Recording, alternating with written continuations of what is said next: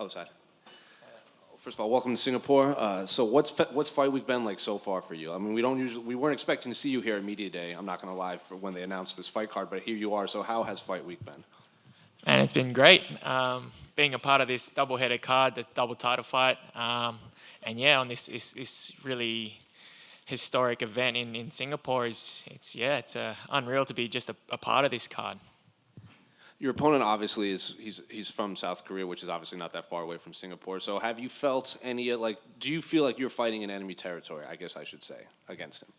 No, not really. I feel like it's a pretty neutral ground as Australia is not far from here, and neither is the Philippines. So I feel like it is a neutral ground. And he's obviously one of the taller featherweights. I think he stands at like 6 feet. You're obviously tall at 5'10", but did you have to bring in anyone special to prepare for such a tall, lanky opponent like him? No, most of my training partners are bigger than me, so no, nothing new here. Are you still training with Volkanovski? I am. Yes, I am. How's it been like with him in preparation? Because obviously he has a big title fight, a third fight against Max coming up. You're obviously in camp together. You're peaking at different times, but how has he helped you for this camp? He's the world champion. He's just leading by example, basically. Like, there's nothing more that he can do. He just leads by example, and just take suit, follow.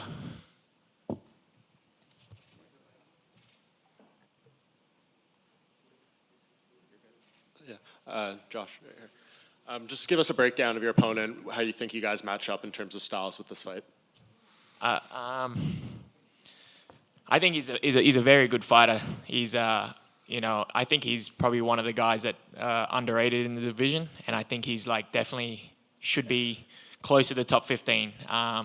Strong, tall, rangy, very deadly striker, has that one punch knockout power. And I think we match up really well. I feel like he's an aggressive fighter, and I'm a counter fighter, and I like to fight on the back foot. He likes to come forward.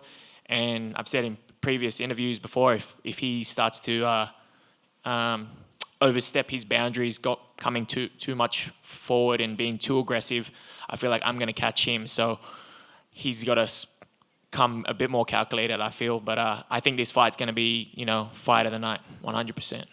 So with all that said, you feeling like he deserves to be right around the rankings and stuff, beating him, what does that do for your career?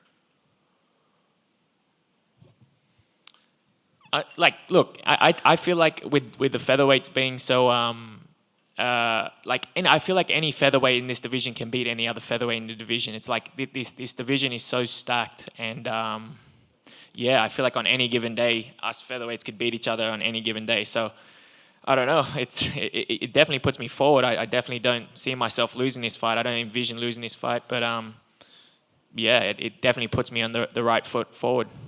And just to circle back on Alex, the fact that he's taking this third fight with Max, having beaten him twice, what do you think that says about him as a champion and a fighter? He just wants to leave a legacy of being the best. I think he's just wants to fight the best guys, and he's proving he's fighting everybody that they say that he can't beat, and he's just, whoever's the next guy is the next guy, and he's just continues to do so.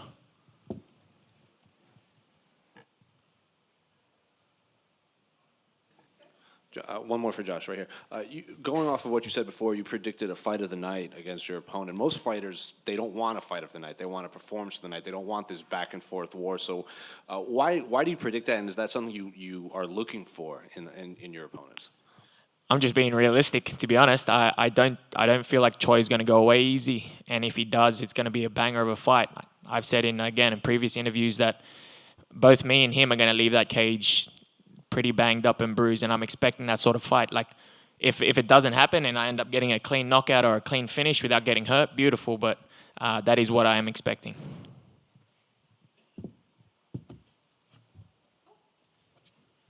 Thank you, guys.